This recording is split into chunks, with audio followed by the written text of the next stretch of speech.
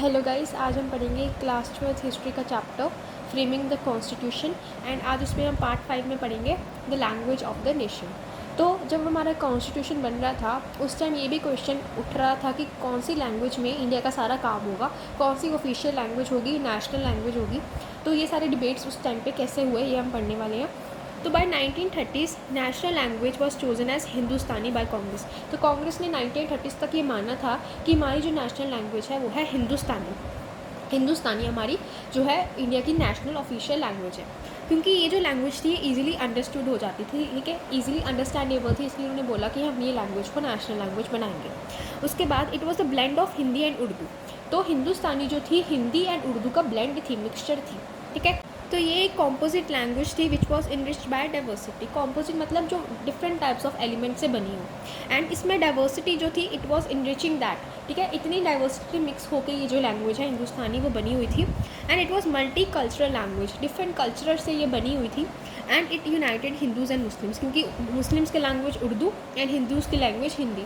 तो ये different cultures को इकट्ठा करके एक लैंग्वेज बनाई जो कि थी हिंदुस्तानी। एंड उन्होंने बोला कि हम इसी को अपनी नेशनल लैंग्वेज बनाएंगे।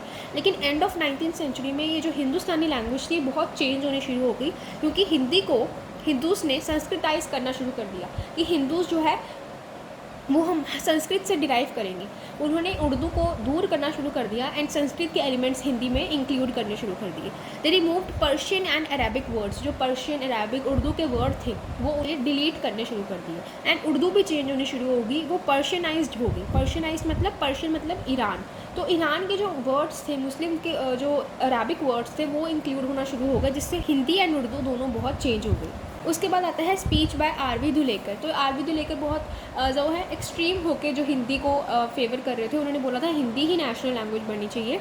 ही made a plea to use Hindi as a national language. And बहुत लोगों ने उनको बोला कि हम तो हिंदी को जानते भी नहीं है, जो कॉन्स्टिट्यूंट असेंबली के मेंबर्स थे उन्होंने बोला वी डोंट नो हिंदी, तो हम हिंदी को नेशनल लैंग्वेज नहीं बना सकते।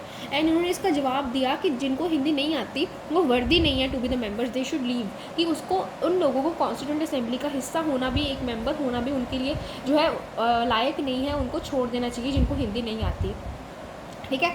एंड इसी के 3 साल बाद 12 सितंबर 1947 में लैंग्वेज कमेटी ने क्या बोला कि हम एक कॉम्प्रोमाइज़ करेंगे between the opposers and the favours. उन्होंने बोला कि हम एक कॉम्प्रोमाइज़ करेंगे। उन्होंने क्या बोला, हिंदी को हम देवनागरी स्क्रिप्ट में यूज़ करेंगे। तो ये प्योर हिंदी नहीं होगी, देवनागरी स्क्रिप्ट की हिंदी होगी जिसको हम यूज़ करेंगे। And for first 15 years English was use for official purposes.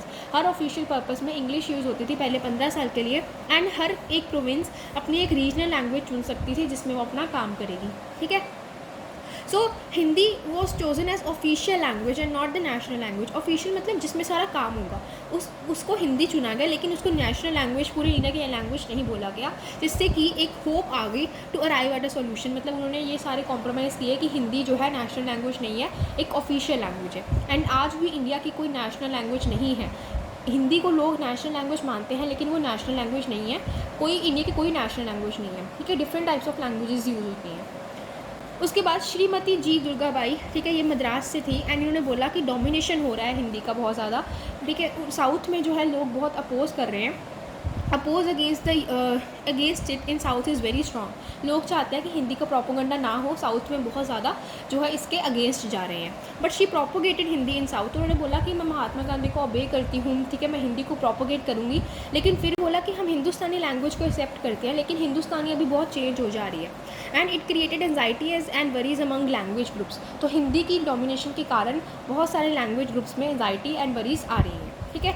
उसके बाद आता है श्री शंकर राव देव। उन्होंने बोला कि हम हिंदुस्तानी को एक्सेप्ट करते हैं एज अ लैंग्वेज, बट वो सस्पिशियस हैं ऑफ द एक्शंस, की हमारे फियर्स, हमारे सस्पिशंस सही हो जाएंगे अगर लोग जो एक्शंस हैं वो सही नहीं करेंगे, ठीक है। उसके बाद टी.ए. रामलिंगम शेटियार जो कि मद्रास से थे, उन्होंने बोला कि जो भी करना है it should be done with caution. बहुत ध्यान से सोच समझ के करना चाहिए, हमें इकट्ठे रहना है, यूनाइटेड होकर रहना है, इसलिए म्यूचुअल एडजस्टमेंट हमें करनी चाहिए, सभी लोगों को मिलजुल के रहना चाहिए, एडजस्टमेंट्स करनी चाहिए। एंड कोई भी फोर्स नहीं यूज़ करनी चाहिए किसी भी चीज़ के ऊपर या लोगों के ऊपर, ठीक है। तो इससे हमारा ये चैप्टर कंप्लीट होता है। If you find this video helpful please like and subscribe. Thank you.